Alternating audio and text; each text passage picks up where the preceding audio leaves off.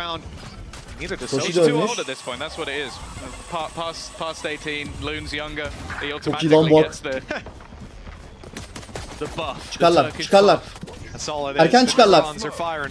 Well, Loon's up close with another chance to do damage. Boaster's the one to shut him down. Chronicle steps up as well. It's an even scenario. Vallahi ikisi bir can. Damage done to both opponents and a shot away. But it doesn't land. It's Chronicle instead to take the kill from the grave, and Boaster to bring the defuse across the line. Rounds early on. And you take a look at BBL. Not too much investment, but they group up. They play this one as a team. And look at the reward they get. Boaster already dropped. Alpha sent walkabouts on B, shut down by Sociable. Now, what was a round in which we expect almost nothing becomes one with so much potential for this attacking side. Yeah, I'm starting to get nervous. It's crazy that you look at sort of like the clutch players and individuals you have on the Fnatic side, and right now BBL have been the ones that have been pulling out the miracles. Spoke about the lurk potential of Profek on the desk. What about the lurk potential? Oradan bir tane aldın, öldün sonra, sorun yok. You didn't see that one coming, did you? Neither did I, because it's kind of weird, but olaya bak kanka. İki tane gördü, bir tane de üstünde duydu. Tamam, A temiz dedi. Aynen öyle, rahat rahat. Geldiler ama ha, hızlı geldiler. Soshi de geliyor. Şu Crash'i çok ayrı. Crash'i hemen öldürsek mi? Lots of control, a ton over towards Sand as well, where does look like Crash is going to be in a bit of trouble as he swings on out. Profek. Already close, wrapping around right behind him. Profek didn't go through the cage, didn't commit fully. If he did, a free kill awaited him. Instead, Crash gets a second lease of life. His position now spotted. Nice shot on the Sociable. Helal lan Profek. Crash öldü. İki side. Çok açık, çok açık. Hiç problem yok. Çözemez. Süre. Süre oyna, ölme. Süre. Bravo. Ölselerdi güzel olurdu ama silah korudular. Güzel, 1-1. Eko çaldık. A'da çok kalabalıklar. Geri güzel. Ulti harcadı deriz. Ulti harcadı deriz. Hiçbir şey olmaz. Bir daha mı?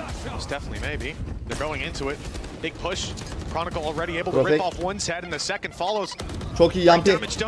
Yampi solun. Bir dakika, bir şey söyleyeceğim. Arkadan geldi. Onu vur.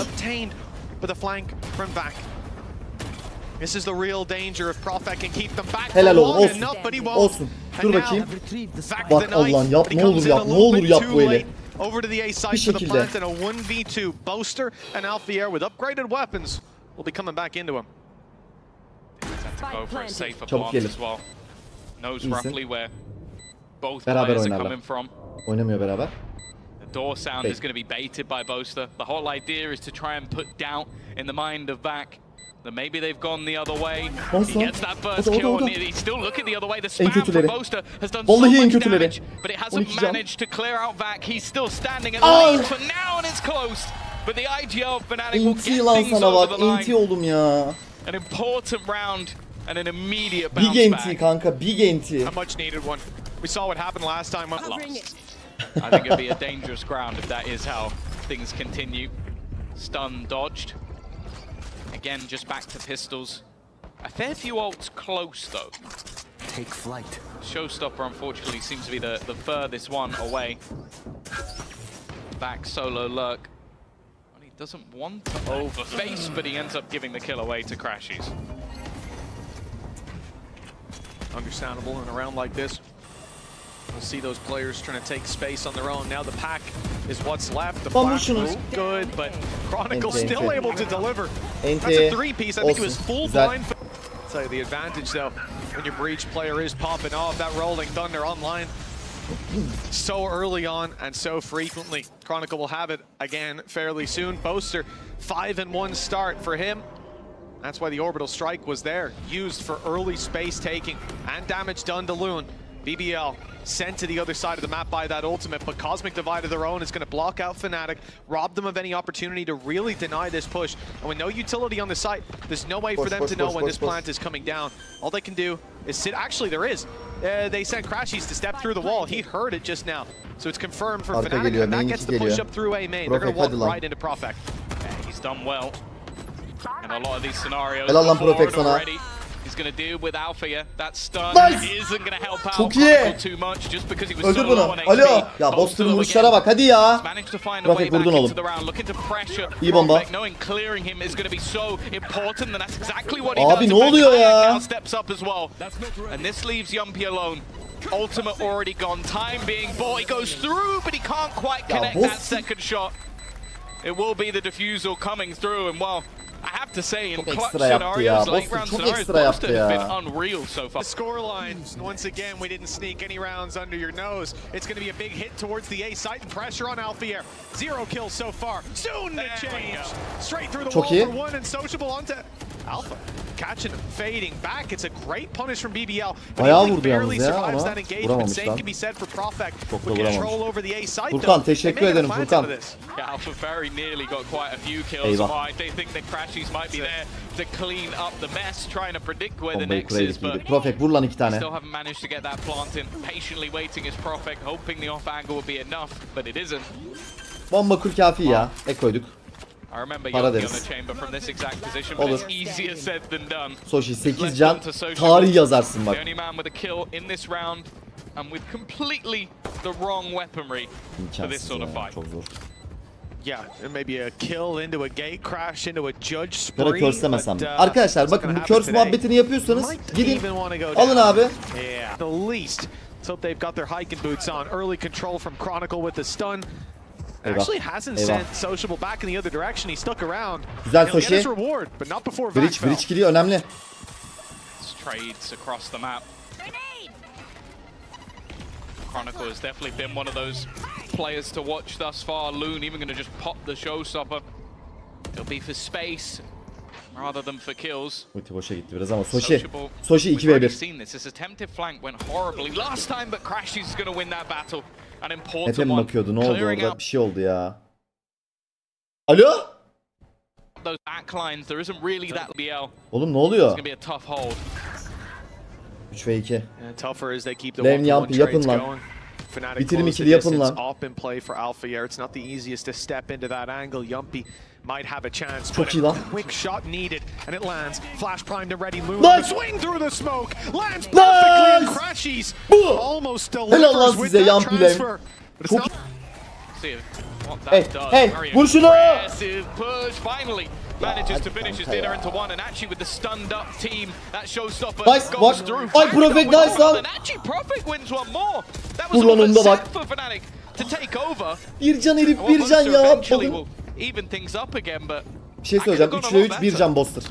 Yeah, fair to say that it could. Baban çök Boster'a çök. Rounding the corner like that and being picked apart. And rolling thunder as well. Operator on the floor, rolling thunder used. We talked about Fnatic's ult economy and how they had so many advantages, being able to save them up and dump them into a round. Well, they did that right there. When they found themselves not quite a neck-and-neck position. HP favoring the side of BBL by a small margin. Boster though looking for the off angle, 21 HP. The element of surprise, his best chance to drop a player, and there it is. Sociable didn't see him coming. 20 HP on Yumpy. He's in danger and has to run 40 seconds. Evet. They have to decide where to take that spike. No knowledge on where Crashies is. They only know about Boster. So going anywhere else, there could be 2 players lurking. One gap. But they have walked cleanly into that gap left by Fnatic. Yeah, this was the only space hadi oğlum, that was hadi left. oğlum, hadi oğlum. Duydu galiba şey. Well, that will at least give the plant, and more importantly, that gives Yumpy his ult. Now, using it to effect is going to be difficult. He is so desperately low on HP, but instead, there's the re-aggression. Crashies just trying to wait for the timing, hoping the Profek doesn't expect the second player to be here. This battle is absolutely everything. Just playing that time a little bit longer. Could in fact win them the round. Now Profek looks away. The expectation that there still could be someone there. But the doubt in his head, and he's actually repositioned maybe perfectly. It's just going to come down to this fight on the site, and Yumpy wins it. Now lift on to Crashies to try and get back in, but that time is ticking. The stun Gonna slow him down even further in the HP difference. Not a massive amount. Hoping to try and kill him off. But it's down to Yuppie and he will win it as well. BBL thread the needle in this round. And then gets them out of the spot of bother. Really nice stuff, and Vac going down again. Not going to win the fight towards the satellite. The rest of BBL now going to have to fight in without that control. They've got to be careful in this round still. Ultimates being utilized by Fnatic to try and pad the gap of what is a pretty horrible buy, but it's working. Already managing a couple. Yumpie with a nice shot, but he's tagged low. Sociable now going to try and clear things out in the cosmic divide. They now know exactly where these players are. Should mean that they can get a plant in, although saying that, just looking at crashes with the spam. That's going to catch Yumpie out. Yumpie ateş etmese ölür müydü acaba? From here, the plant being stuck. What is there to deny? There is still some utility that they're looking to fire in, but doing so cost Crashies his life. Profek was waiting. Outlaw in hand. An upgrade there on the floor if he wants it. He's sticking with it. Sticking with the Outlaw here. But it may pay off. Everyone but Alpha here will be one shot to him.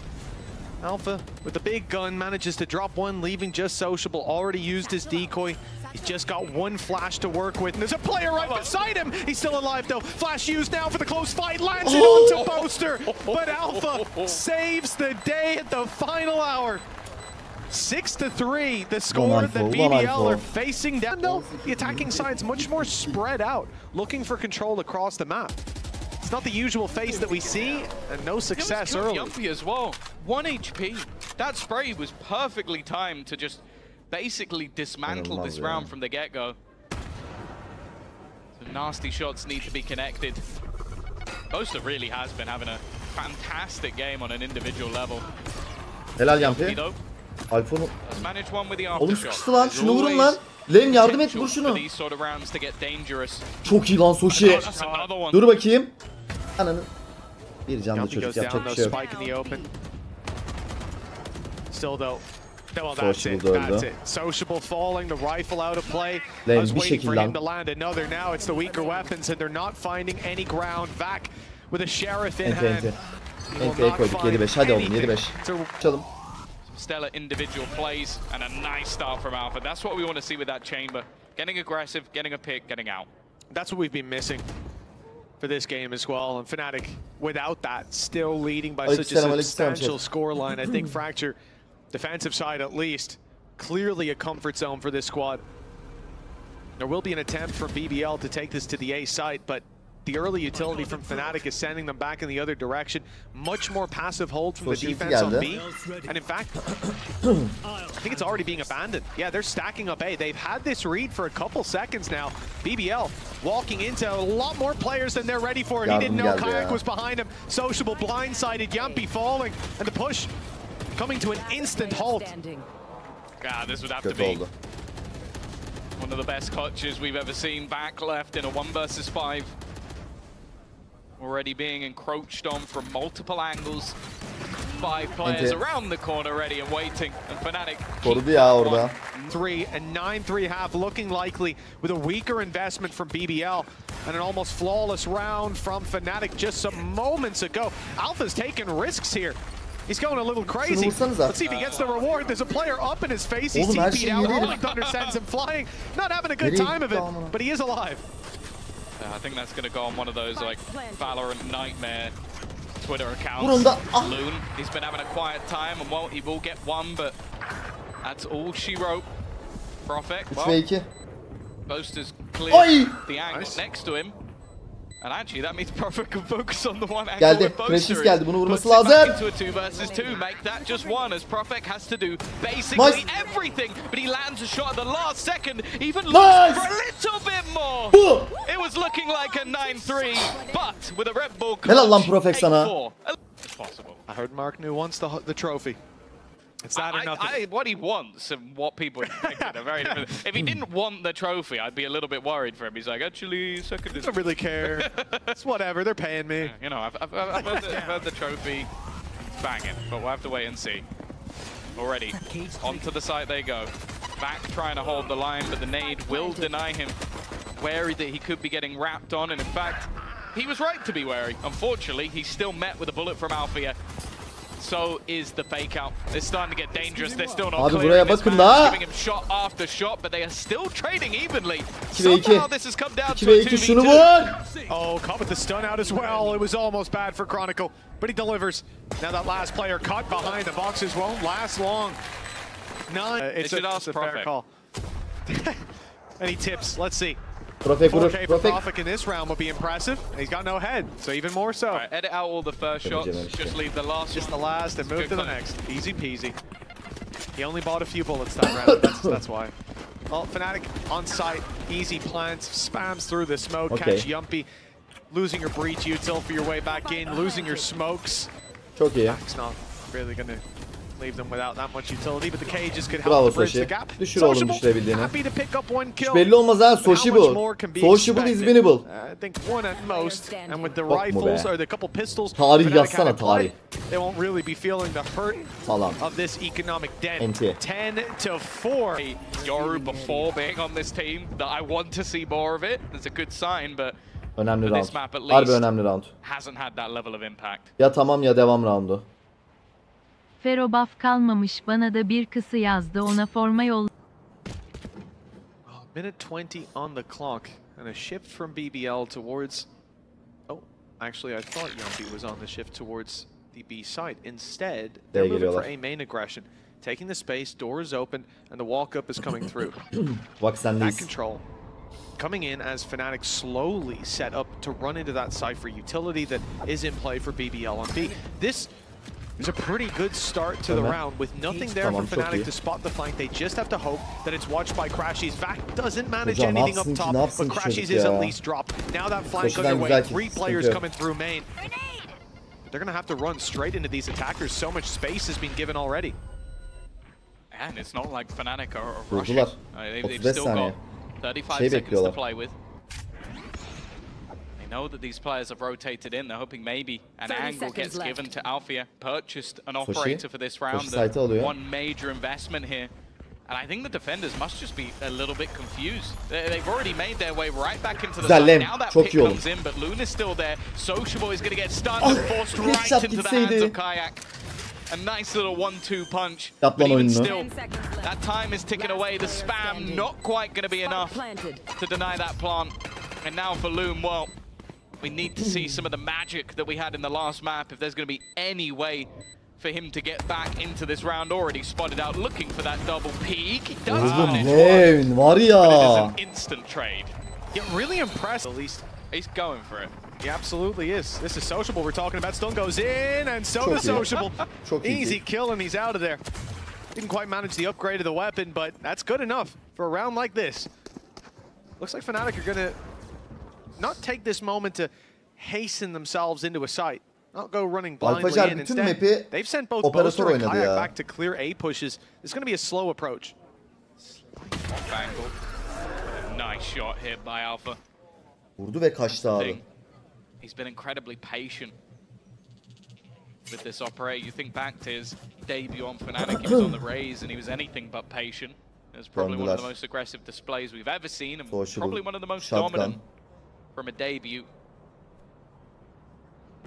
For now, at least. Sociable looks like the point of contact. Players above him already, just trying to hold on to the bottom of the side with the Judge and getting up close. This is a problem for the side of Fnatic, but he's down to just 5. Crashes will eventually deal with the danger. And the rest now just Sheriffs in a post-plant with a Hunter's Fury. You have to fear for BBL.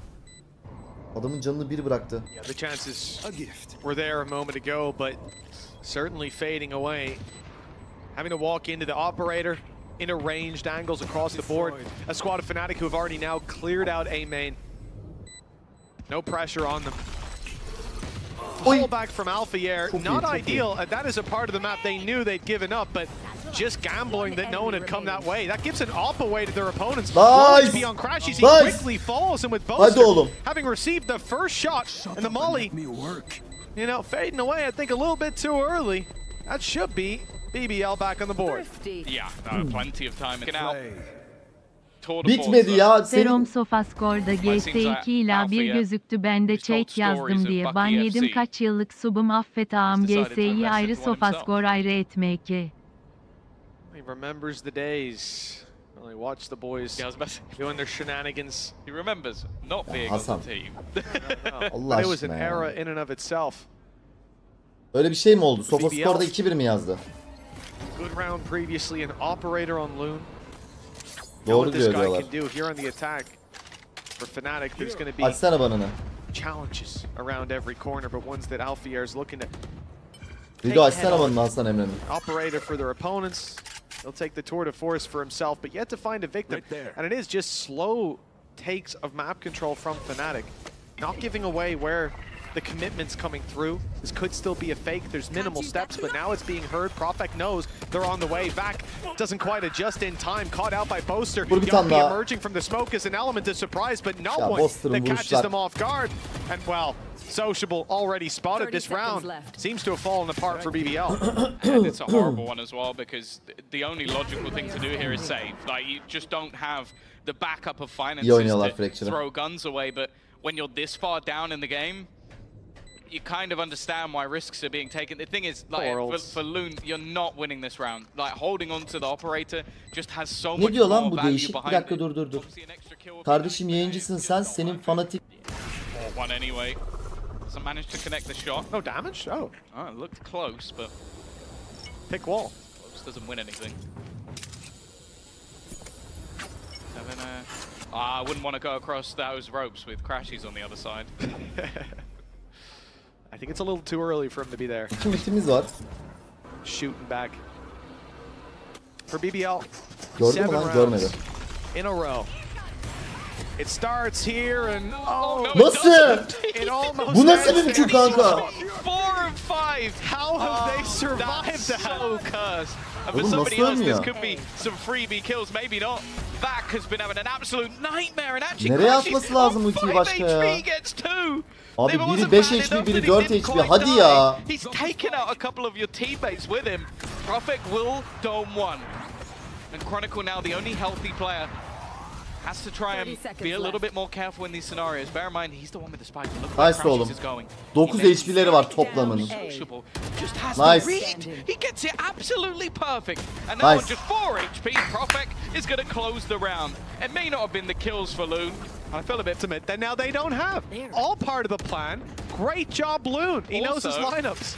Sociable gets closer to his ult by killing people easier, whereas the showstopper, you know, it's not that far away. So Loon's a great team player with a perfect understanding of rocket physics in this game. Profek not having a good time. That's a quick pick by Alfier and BBL looking to take up some space elsewhere. Oldu bizi ya. Aha, Sociable. For the north side push. It's Yumpy trying to get in his opponent's faces. As we can see, he's made the right call by backing off. There were 2 players waiting for him to round the corner. Once again, Sociable's got his ult. Now, normally, he has a judge, but he's going to do it with the shorty.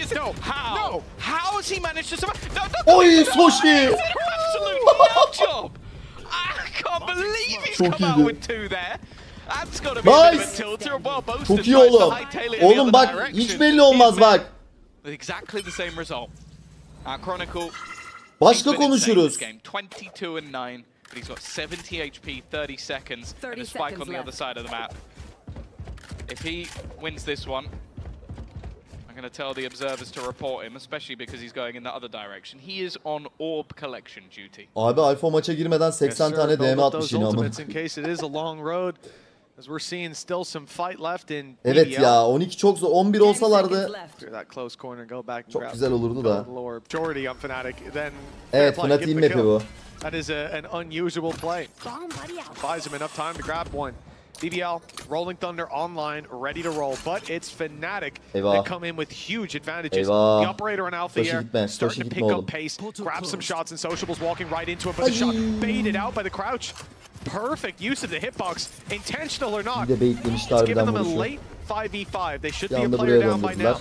Showstopper though, alongside Orbital Strike, big threats to this site push. That's the one reason that Kayak not having a gun isn't too much of a problem. Hayır. Oh no! Gone for the Rolling Thunder, but he's been met by Boaster on the other side. That is not how I expect expected that ult to be used. Maybe in the retake instead though, it's Loon to go forward and go out. Bak hadi. Back has managed one, but it's only going to be traded. Nice oğlum. This is looking like the beginning of the end, but Profek still standing strong. Oh! Profek! Oh, he gets a lot more. 2 headshots through the box, and now Crashies left standing. 1 versus 2. First shot connected beautifully, and it seems like he even expects the rough position of Sociable. Rifle in hand this time. Not the op to hit the shot, but it's waiting on Crashy's side instead, but he can't quite hit it. A very nice attempt, but it will be another round for BBL. I'm on the edge of my seat. I don't even have one. Profit play. Initial fight's good, everything standard gameplay. This was nice, the turn around, the shot, I believe on the Boaster to start with. Clean as can be, and immediately through two walls, headshots. There will be adjustments to that. 5 koşuyorlar. BBL 4 in a row from this point, up against Stingers to start with. Weaker weapons in the hands of a team led by Boaster. Many a mighty team has fallen to such a buy, to such a thing, to such an economic bottom line. Back first, the dish out danger though around every corner as BBL are discovering already. Man advantage falls to Fnatic, push through the smoke from back, but there in a smoke of their own contained, and a swing together, that's another kill. Advantage for the attacking side, and the B site now taken with nothing to say about it is Yumpy. He's trapped up top, a close-ranged fight against close-ranged weapons. Guess how that goes? Not in his favor. Sociable, the last man standing, and the head hunter finds its mark. A pace safeguard.